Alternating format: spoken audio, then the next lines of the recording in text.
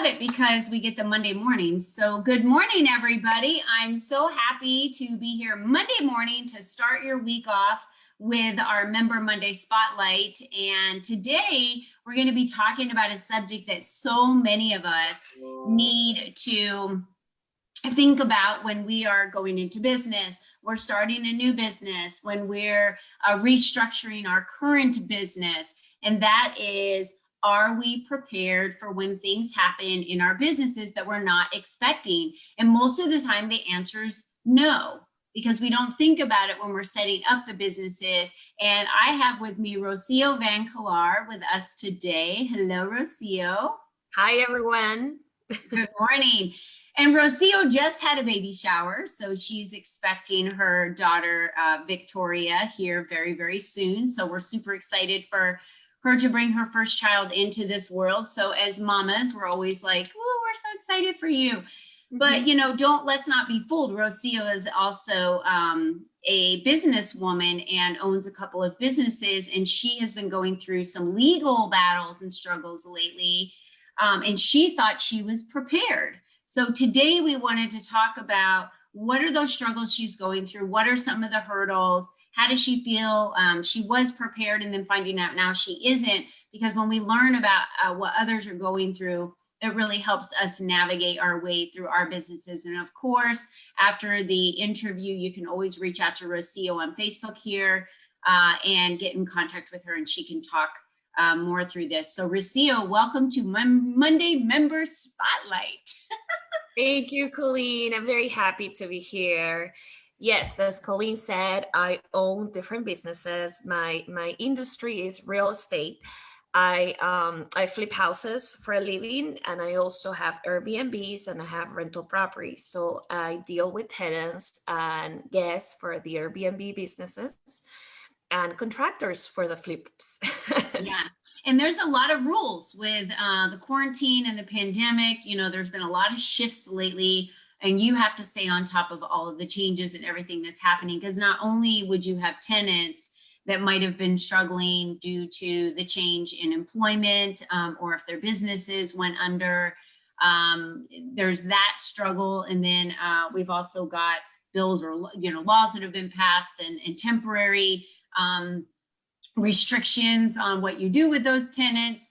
There's been a lot of changes that you've had to stay on top of with the government, especially Airbnbs now, with only being able to rent to a small group if it's temporary versus a longer period of time. So much to keep up on. How do you do it all? Correct. You have to keep up with the laws, the new changes, the regulations, and be very informed, reaching out to the right people. That's the message that I want to share with you today. So we had an interview, I believe, back in April or May, and the pandemic was starting. Tenants, thanks to the grace of God, I have several tenants in Nevada and in Indianapolis, and the laws are different for every state, as we already know, and it's been a learning curve. When we had the interview, I shared that kindness, love always wins, and I show my kindness to my tenants, and I help them in any way. Some of them got back on their feet, and there were 2 or 3 that neglected their payments, and I'm still struggling with that. So what Colleen was mentioning, what you were mentioning, Colleen, is how I thought I was prepared because I've been doing this since 2012. And I've happened to find out that I wasn't.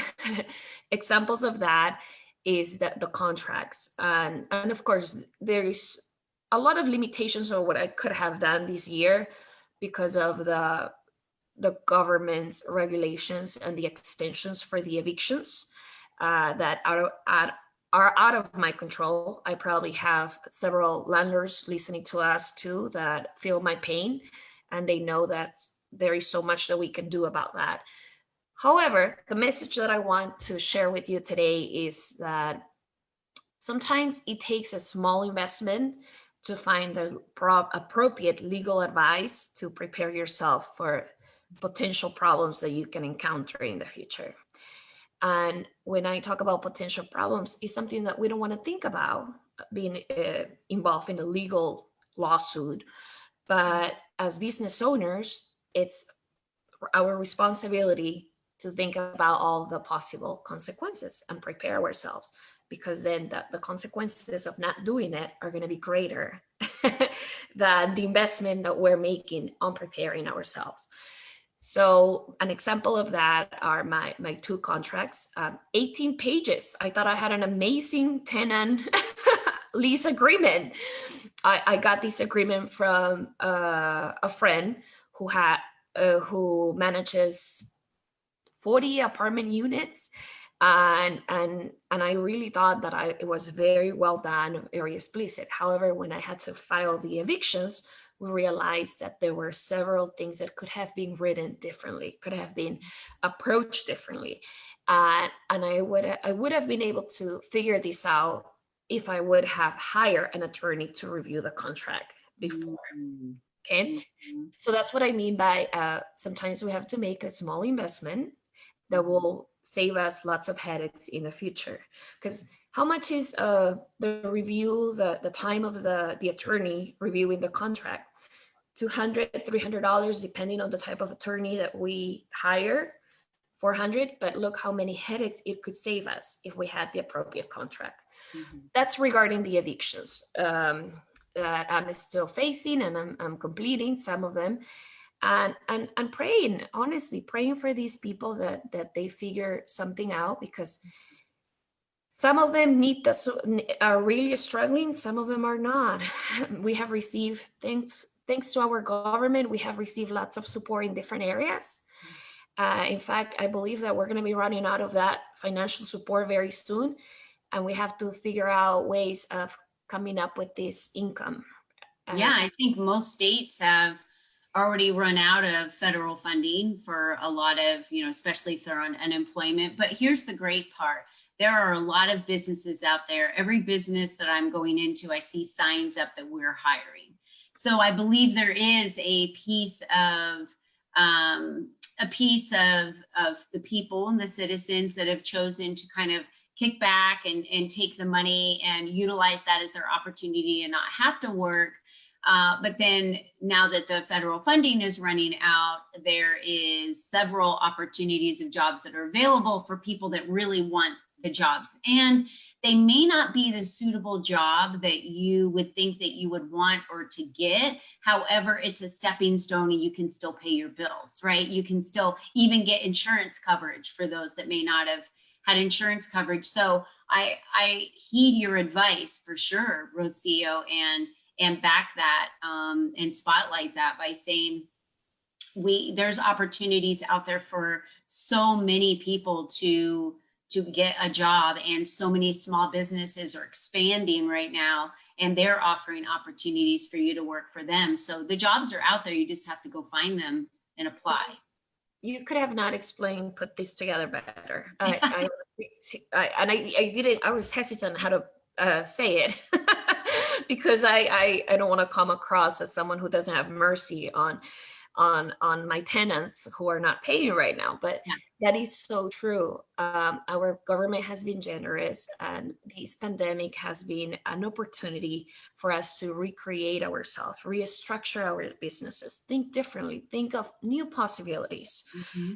So it's up to us if we have made the choice to adapt to the changes, or just, like you said, sit back and wait for things to happen by itself. Yeah.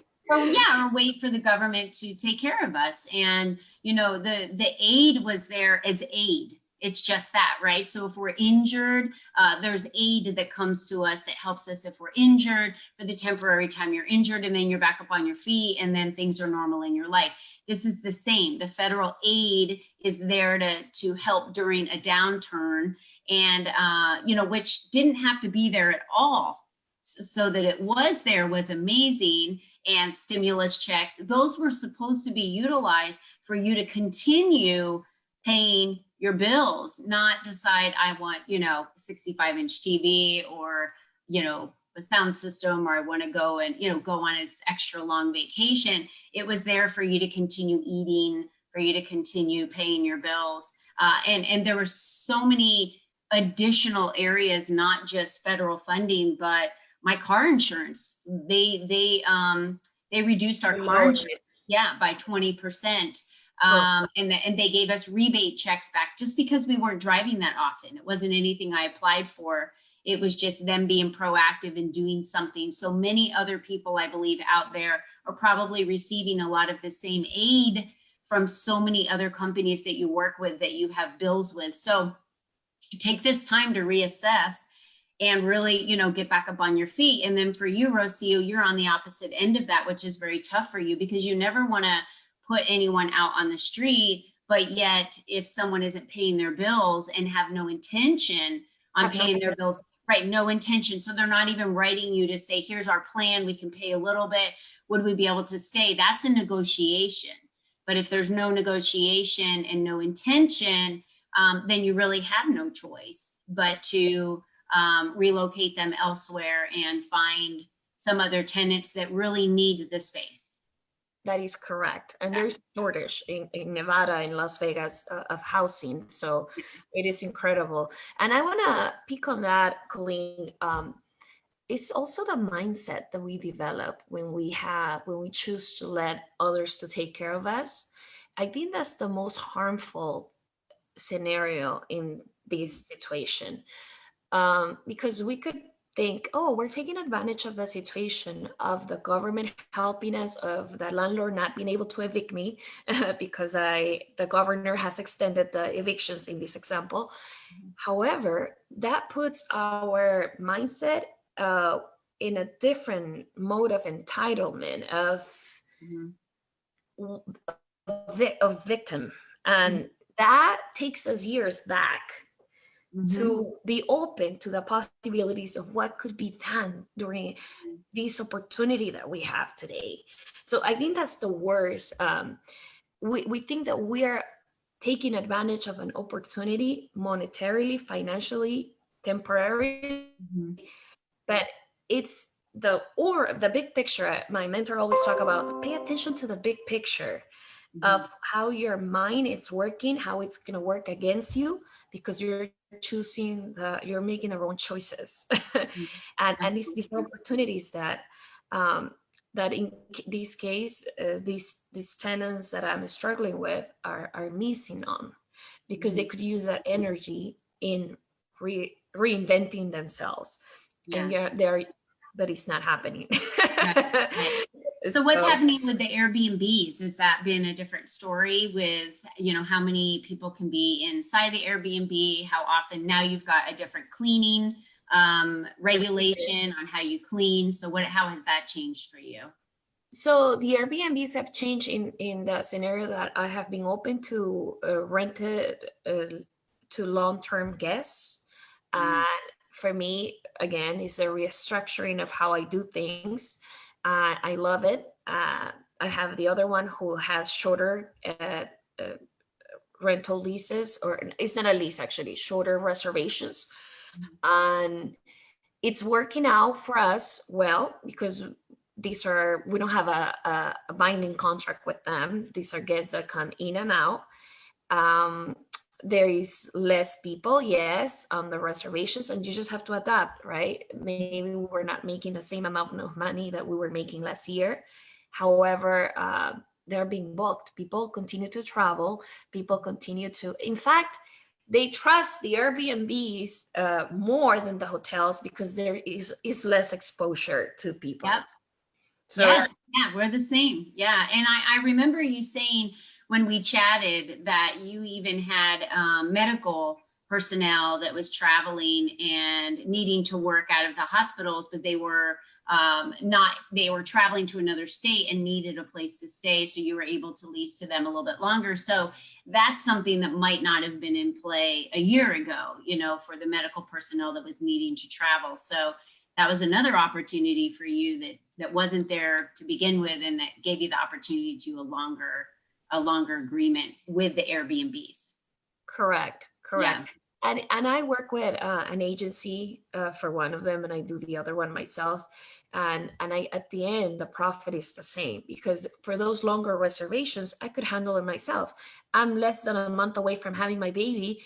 and I'm dealing with one guest and I don't have to worry about it. And these are usually good quality people who are responsible with their payments because they are just temporarily transient Yeah. people. So the moral of this, the message is to be open to new opportunities and Mhm. explore them, because Yeah.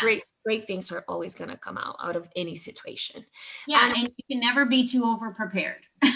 no, you can never be too over prepared. Same thing with my the issue that I have with the contractor in Indianapolis. Um, what a lesson, right? To not only rely on the contracts that the contractors are giving you, because they're usually the ones creating those contracts when you come to an agreement with them. Run it by an attorney who could take a look at it, and it's a small investment that will avoid multiple headaches in the future. Yeah. What a great lesson today. Thank you so much, Rocio, for sharing your story with us and heeding warning all the women out there. Make sure you're going back and reviewing your contracts, getting with attorneys to review those contracts. I know, I have Legal Shield. I signed up for that, and I'm able to pay a small monthly fee and then utilize attorneys to review any contracts I have with clients, contracts that I have that are on Lead Up for Women website, contracts that I work outside of Lead Up for Women in other businesses. So definitely make sure there are contracts in place whenever there's an agreement. Don't just trust on the, oh, no problem, I'll pay you, that's fine, the word, because that will always shift and turn. And so make sure you have agreements in place and they're reviewed by attorneys. That's the most Correct. important piece. Yes.